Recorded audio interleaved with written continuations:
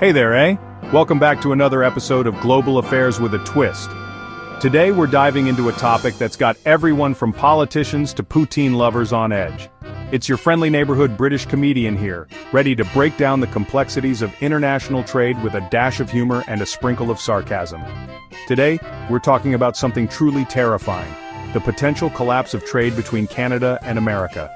Imagine the chaos at the ports, the empty shelves, and the skyrocketing prices. It's like a dystopian novel but with more maple syrup. Yeah, you heard that right. The friendly neighbors to the north are not so friendly anymore. And why, you ask? Well, it all boils down to tariffs, trade deficits, and a whole lot of political posturing. Things are about to get more dramatic than a moose loose in a maple syrup factory. Picture this: Canada has had enough and is threatening the US with some serious trade retaliation. We're talking tariffs on everything from steel to dairy products. Canada has threatened the US with some serious trade retaliation. The Canadian government is not taking this lightly, and neither should we. The stakes are high and the consequences could be severe. We're talking about a potential trade war, folks. And this isn't just a spat over who makes the best hockey players. This is about billions of dollars in goods and services, jobs, and the economic stability of two nations. And not the fun kind with adorable mascots and catchy jingles. No, this is the kind of trade war that could have long-lasting impacts on both economies, affecting everything from the price of your morning coffee to the availability of your favorite gadgets. This is the kind that could leave both economies singed worse than a plate of poutine left out in the sun. So buckle up, Buttercup, we're in for a bumpy ride. The economic graphs are already showing signs of decline, and experts are warning of a potential recession if things don't get resolved soon. We're about to dive headfirst into the wonderful world of international trade disputes. From tariffs to trade agreements, we'll cover it all. So grab your popcorn, because this is going to be one wild ride through the intricacies of global economics. Because let's be honest, what's more exciting than watching two countries passively aggressively threaten each other with economic sanctions? It's like a high-stakes game of chess, but with real-world consequences. Stay tuned, folks. This is just the beginning. Now, Canada doesn't just go around threatening trade wars willy-nilly. They're usually pretty chill, like a hockey mom who also happens to be really good at apologizing. But this time, they've got their toque in a knot.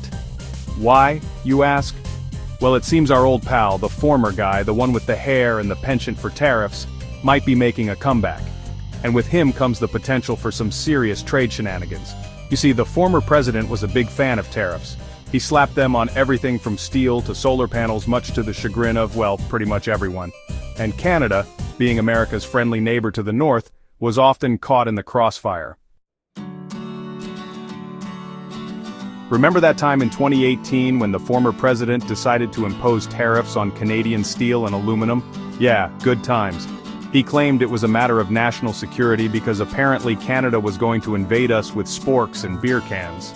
Canada, understandably, wasn't too thrilled about this. They retaliated with tariffs of their own, targeting American products like ketchup, bourbon, and ironically, playing cards. It was a whole thing. A trade war, if you will. And while it eventually got resolved, kind of, it left a sour taste in everyone's mouth, like maple syrup that's gone a bit funky. So, now the former president is hinting at a comeback, and with him comes the very real possibility of more tariffs, which brings us back to Canada's not-so-subtle threat. They're basically saying, don't even think about it, buddy, we've got tariffs with your name on them. Of course, no one knows for sure what the former president will do if he regains office. He's about as predictable as a squirrel on a sugar rush. But the mere possibility of a return to his chaotic trade policies is enough to make even the most seasoned economist break out in a cold sweat. Section 5. The Anand Factor, a new player on the field. Now, there's a new player in this trade drama, Anita Anand. She has quickly become a prominent figure in Canadian politics, known for her eloquence and determination. Her speeches resonate with many, and her presence at political events is always commanding.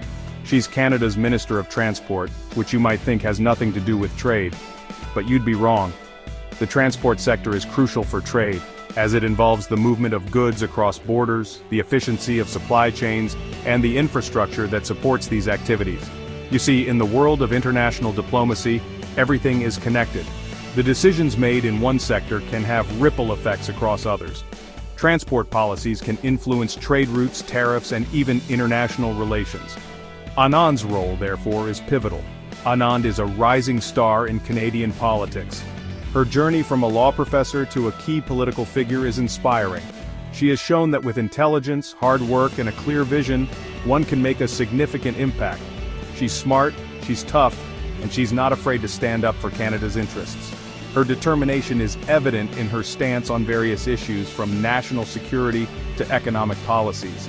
She has a reputation for being unyielding when it comes to protecting Canadian values and interests, and when it comes to trade, she's made it clear that Canada won't be pushed around. Her assertiveness in trade negotiations has garnered respect and sometimes fear from other nations. She believes in fair trade practices and is willing to go the extra mile to ensure that Canada gets the best deals. So, while she may not be directly involved in trade negotiations, her presence in the Canadian government is significant. Her influence extends beyond her official title, impacting various sectors and shaping policies that affect the entire nation. She represents a new generation of Canadian leaders who are ready and willing to take on the US, even if it means a trade war. This new wave of leadership is characterized by a bold approach, a willingness to challenge the status quo, and a commitment to ensuring that Canada's voice is heard on the global stage. Section 6. What could possibly be hit by tariffs? Now, you might be wondering what exactly Canada could target with these retaliatory tariffs.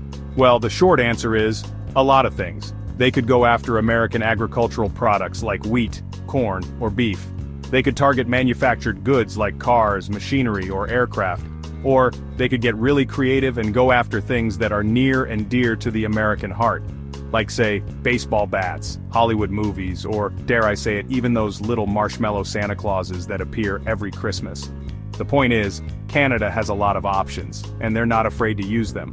So, if the former president really wants to start a trade war, he better be prepared for a fight. Section 7. The economic fallout, a tale of two countries. Now let's talk about the economic impact of all this trade war talk, because spoiler alert, it's not going to be pretty, for anyone.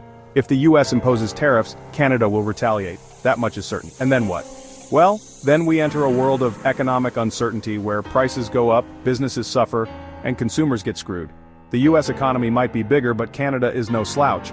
They're our largest trading partner after all, so any tariffs we impose on them will inevitably come back to bite us in the, well, you know. Section 8. The global trade domino effect. But the economic fallout doesn't stop there. Oh no, my friends. This is about more than just two countries bickering over tariffs.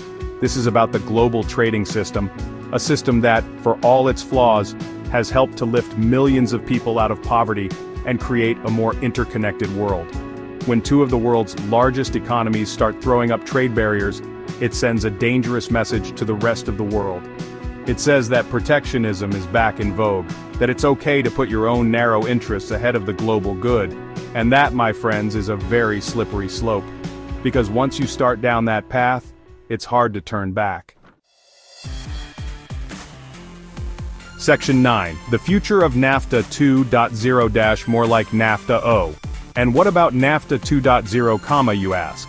Well, it's a bit of a mixed bag. On one hand, it was hailed as a groundbreaking deal that would revolutionize trade across North America. On the other hand, the reality has been a bit more complicated. You know, that trade agreement that was supposed to be the biggest, bestest deal ever? Yeah, about that. It turns out that making everyone happy is a lot harder than it sounds. The promises were grand, but the execution, not so much. Let's just say that a trade war between the US and Canada wouldn't exactly be the best way to kick off this new era of North American trade. The tensions have been simmering for a while, and any spark could set off a full-blown conflict. In fact, it would probably be more like setting the whole damn thing on fire. Imagine years of negotiations and compromises going up in flames. Not a pretty picture, is it? So there you have it. The grand vision of NAFTA 2.0 is facing some serious challenges. The leaders may shake hands and smile for the cameras, but behind the scenes, it's a different story. The future of US-Canada trade relations is about as clear as a glass of milk after a toddler's finished with it. It's murky, confusing, and no one really knows what's going to happen next. The only thing we know for sure is that things are about to get interesting.